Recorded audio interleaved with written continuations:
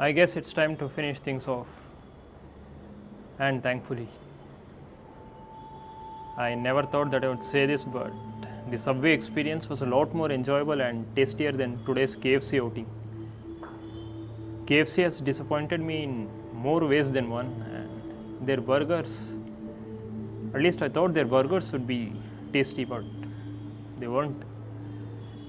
We have the veg crisper and the veg zinger among the vegetarian options, and the veg crisper was slightly more tastier than the veg zinger, thanks to its slightly spicier patty than the veg zinger. The veg zinger, although it had its share of peas and corn and sauces, it was still pretty bland. The patty was pretty bland, and the only saving grace to the veg zinger was the topping. They have this very nice seasoning of sesame seeds, both black and white, and they do give a very nice taste to the burger, which otherwise would have been very bad. So the sesame seeds, although dominating in its flavor, give a nice touch to the burger, but still that wasn't enough to elevate the burger to any appreciable status. The veg crisper, on the other hand, though priced at a nominal amount, was still average in its taste. The patty was quite bearable, but I still wouldn't recommend it to any vegetarian who would want to try it out. And then there's the veg biryani bucket, or the KFC biryani veg bucket as they call it. That was really very bad. Biryani is not everyone's cup of tea, I guess, and KFC really should drop this item off their menu. The rice was so dry that there was barely anything left in it. There was no moisture, nothing, just a hint of turmeric added to the rice, and it had a pale yellow color to it. And the accompaniment, the gravy which went along with the rice, that was even worse. Just a random mixing of spices, red chili powder and coriander powder mixed along, and that was woefully undercooked. You could feel their presence, but it was very undercooked. You could find out that it was, missing the punch that it should have given.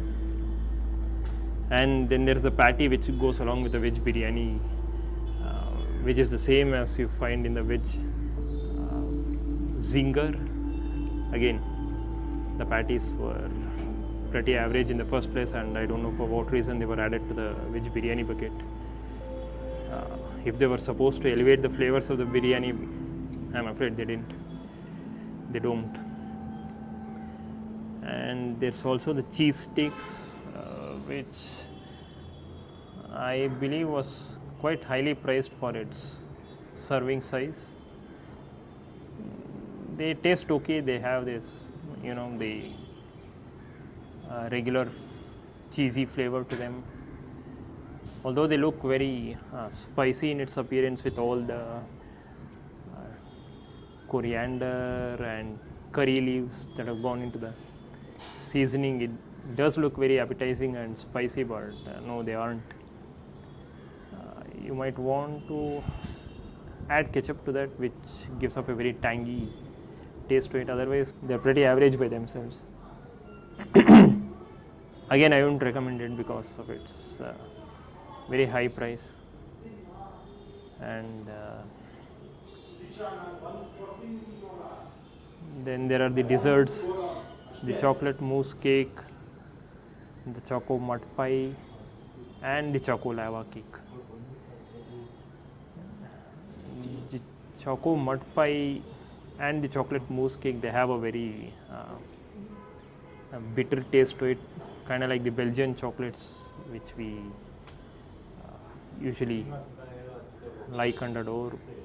But for someone who likes their sweets with a dash of sweetness, I guess you might want to skip that and go directly to the choco lava cake. The choco lava cake was my personal favorite because it had a very interesting contrast and texture to it. The outer part of the choco lava cake had a very grainy texture to it, which was not as sweet as one would expect. But then, as you go into the insides of the choco lava cake, the center part of the choco lava cake had a very gooey, not gooey, it had a very flowy lava kind of flow to it, and it was much more sweeter than the drier parts of the choco lava cake. So that was my personal favorite, and perhaps that would be the only item that I would recommend for any vegetarian who would want to venture into KFC and try some of their vegetarian dishes. Grab a choco lava cake or two and then head back out. There's pretty much nothing else that you can savor at KFC. Although in KFC's defense, one can say that when served hot, the burgers and fries might probably taste a lot better. I still wouldn't recommend having those. If you have nowhere else to go and KFC is your last stop as a vegetarian, I guess it's tough luck.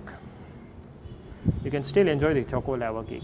Again, it has become my personal favorite now, and perhaps the only item that I would ever order if I step into KFC again. And then there were the beverages. I had the masala Pepsi, which quite weirdly had mint leaves sprinkled on them. They were floating on the Pepsi, and it had a very odd taste to it. I don't know who would ever mix mint leaves with aerated drinks, right? And then there was the equally bad Lime Crush 7-Up Lime Crush soda. I could neither feel the taste of 7-Up nor the taste of lime. They were both pretty bland. Not many points on beverages either for KFC, I'm afraid. And I don't know if I missed out on any other items. Perhaps there was one more dessert out there on their menu which was not in stock today. Otherwise, I guess it's time to wrap things up. Hi, this is Vasu, the Ghost to Vlogs. Until the next time, see you, take care, and bye.